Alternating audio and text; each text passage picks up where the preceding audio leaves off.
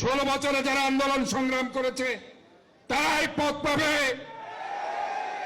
যারা 5 আগস্টের পরে এসে এখানে বিএনপিকে তারা দ্বিধাবিভক্তি করতে চায়, তাদের ব্যাপারে আমাদের কথা আছে। আগামী 2026-এর ফেব্রুয়ারিতে বাংলাদেশ জাতীয় সংসদের একটি গণতান্ত্রিক নির্বাচন ইনশাআল্লাহ অনুষ্ঠিত হবে। কাজে এটা আমাদের জন্য একটা সবার জন্য সুখের বার্তা।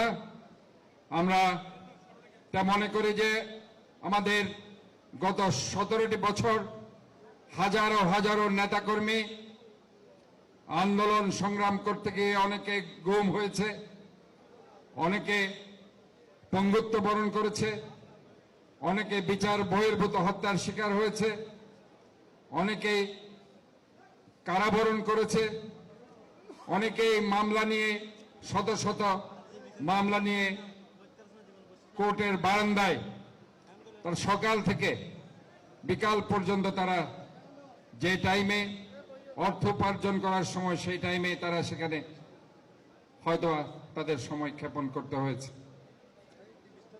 আমরা দেখেছি ওই গত 16টি বছর অনেক নেতাকর্মী তাদের বউ বাচ্চাকে, তাদের পরিবার স্বজনকে আহার তুলে দিতে পারেনি, পরনে কাপড় দিতে পারেনি, ঘরে থাকতে পারেনি, কিন্তু তারা রাজপথে আন্দোলন সংগ্রাম করেছে। আমরা মনে করি যে গণতান্ত্রিক আন্দোলনের জন্য গত 16টি বছর বাংলাদেশ জাতীয়তাবাদী দলের একজন কর্মীও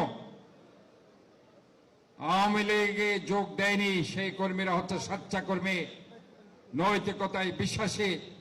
বাংলাদেশ জাতীয়তাবাদী দলের শহীদ প্রেসিডেন্ট জিয়া রহমান, আমাদের নেত্রী খালেদা জিয়া এবং দেশনায়ক তারেক রহমানের নেতৃত্বে তারা আস্থাশীল এবং তারা এখনো বাংলাদেশের গণতান্ত্রিকভাবে একটি সরকার প্রতিষ্ঠা করার জন্য আমার ভোট আমি দিব, যাকে খুশি তাকে দিব, এই পদচারণায় তারা মুখিয়ে আছে।